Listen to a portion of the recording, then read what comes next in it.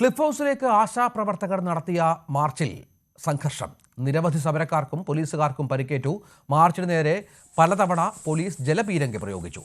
സമരക്കാരുടെ മൈക്കും സ്പീക്കറും പോലീസ് പിടിച്ചെടുത്തു. സെക്രട്ടേറിയറ്റിന് മുന്നിൽ ഭക്ഷണം കഴിക്കുന്ന പാത്രം കൊട്ടിയായിരുന്നു ക്ലിഫ് ഹൗസിന് മുന്നിലെ സമരം.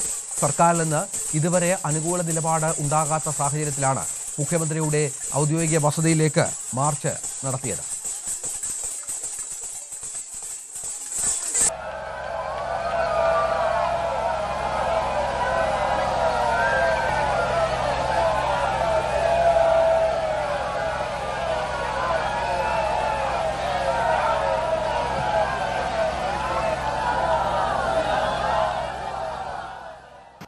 ഇന്ത്യയുടെ ബഹുമാനപ്പെട്ട പ്രസിഡന്റ് ഈ കേരളത്തിൽ എല്ലാത്തിലും നമ്പർ 1 എന്ന് പറയുന്ന ഗോഡ്സ് ഓൺ കൺട്രി എന്ന് പറയുന്ന കേരളത്തിൽ ഇവിടെ വന്നപ്പോഴാണ് ഇവിടെ കാണുന്നത് സ്ത്രീ തൊഴിലാളികൾ 232 രൂപ കൂലി വാങ്ങിക്കുന്ന സ്ത്രീ തൊഴിലാളികളെ അവരുടെ സമരം ഒത്തുതീർപ്പാക്കണമെന്ന് ആവശ്യപ്പെട്ടുകൊണ്ട് കഴിഞ്ഞ 8.5 മാസമായി തെരുവിലിരിക്കുന്നവർ മുഖ്യമന്ത്രിയെ കാണുന്നതിന് വേണ്ടിയിട്ട് ഇവിടെ രാവിലെ 11 മണിക്ക് ഞങ്ങൾ എത്തിയിട്ട് ഇതുവരെയും അതിനകത്ത് ഒരു മറുപടി കാണാതെ ഞങ്ങളെ ഇപ്പോൾ ക്രൂരമായി ആക്രമിച്ച് ഇപ്പോൾ പോലീസ് ജീപ്പിനുള്ളിൽ കയറ്റിയിരിക്കുകയാണ്.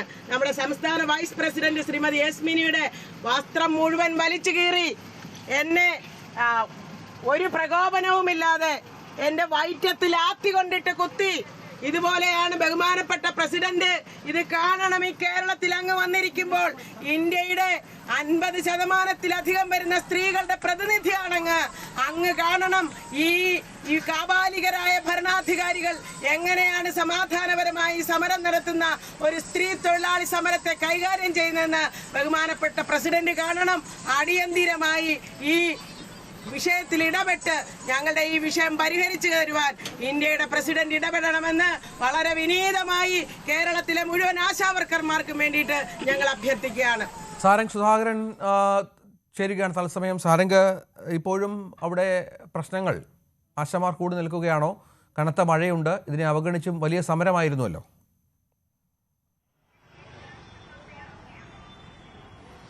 ആശമാരുടെ വളരെ കാലത്തെ ആവശ്യങ്ങൾ ഉന്നയിച്ചുകൊണ്ടായിരുന്നു ഇന്ന് ക്ലിഫ് ഹൌസിലേക്ക് മാർച്ച് നടത്തിയത്. അതായത് മുഖ്യമന്ത്രി തങ്ങളുടെ കാര്യങ്ങൾ പരിഗണിക്കണം, അതിലൊരു തീരുമാനമുണ്ടാക്കണം. കാരണം മാസങ്ങളായി അവരിവിടെ തുടരുകയാണ്. ഏകദേശം 1 വർഷത്തോടടുക്കുന്നു അവരുടെ സമരം സെക്രട്ടേറിയറ്റ് മുന്നിലും മറ്റുമായി നടന്നുകൊണ്ടിരിക്കുന്നത്. അതിന്റെ ഭാഗമായി മുഖ്യമന്ത്രിയുമായി അനുനയന ചർച്ച, അതായത് തങ്ങളുടെ ആവശ്യങ്ങൾ അംഗീകരിച്ചു കിട്ടുന്ന തരത്തിലേക്ക് ഒരു ചർച്ചയിലേക്ക് കാര്യങ്ങൾ നീക്കാൻ വേണ്ടിയായിരുന്നു ആശമാർ ഇന്ന് ക്ലിഫ് ഹൌസിലേക്ക് മാർച്ച് നടത്തിയത്. തുടർന്ന് ബാരിക്കേഡ് കെട്ടി ക്ലിഫ് ഹൌസിന് മുൻപിൽ തന്നെ പോലീസുകാർ ഇത്തരത്തിൽ തടഞ്ഞെങ്കിലും പിന്നീട് ബാരിക്കേഡ് മറികടക്കാൻ ആശമാർ ശ്രമം നടത്തുകയും പിന്നീട് 2-3 തവണയിലധികം ഇത്തരത്തിൽ ജലപീരങ്കി പ്രയോഗിച്ചു. പിന്നീടും ഇവിടെ നിന്നും പിരിഞ്ഞു പോകാൻ സമ്മതിക്കാത്ത ആശമാരെ പിന്നീട് പോലീസ് ബലം പ്രയോഗിച്ച് നീക്കാനുള്ള ശ്രമമുണ്ടായി. അതിനിടെയാണ് പോലീസുകാർ ഈ സ്പീക്കറും മൈക്കും ഉൾപ്പെടെയുള്ള ആംപ്ലിഫയർ ഉൾപ്പെടെയുള്ള ഉപകരണങ്ങൾ ബലമായി ഇവിടെ നിന്നും പിടിച്ചു വാങ്ങിക്കൊണ്ടുപോകുന്നത്. അത് തടയാനായി ഒരുപാട് ആശമാർ ഇത്തരത്തിൽ ഈ ഒരു പോലീസ് ജീപ്പിന്റെ മുന്നിൽ കിടന്നു അടക്കമുള്ള പ്രതിഷേധം നടത്തി. പക്ഷെ അവരെയൊക്കെ അവിടെ നിന്ന് മാറ്റി. ആ സമയത്തുണ്ടായ ഉന്തുന്നള്ളിലും ഇത്തരത്തിൽ ആശമാർക്കും ഒപ്പം വനിതാ പോലീസുമാർക്കടക്കം ഇത്തരത്തിൽ പരിക്കേറ്റു.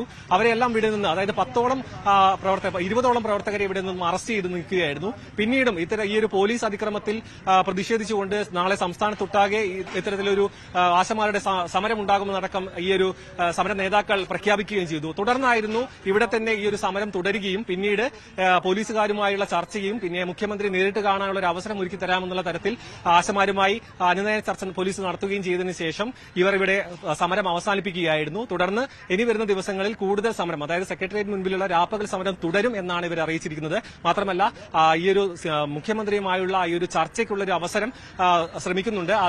അതിനുള്ള ശ്രമങ്ങൾ തുടരും. പക്ഷേ ഈ ഒരു ക്ലിഫ് ഹൌസിന് മുൻപിൽ നിന്നും അവർ പിരിഞ്ഞു പോവുകയായിരുന്നു. പിന്നീട് തുടർന്നുള്ള സമരങ്ങൾ ഇനി സംസ്ഥാനത്തൊട്ടാകെ ഈ ഒരു പോലീസ് അതിക്രമത്തിൽ പ്രതിഷേധിച്ചും പിന്നെ ഈ ഒരു ആവശ്യം വീണ്ടും മുന്നോട്ട് വെച്ചുകൊണ്ട് സെക്രട്ടേറിയറ്റ് മുൻപിൽ സമരം തുടരുമെന്നാണ് ആശാപ്രവർത്തകർ നമ്മോട് പങ്കുവച്ചത്.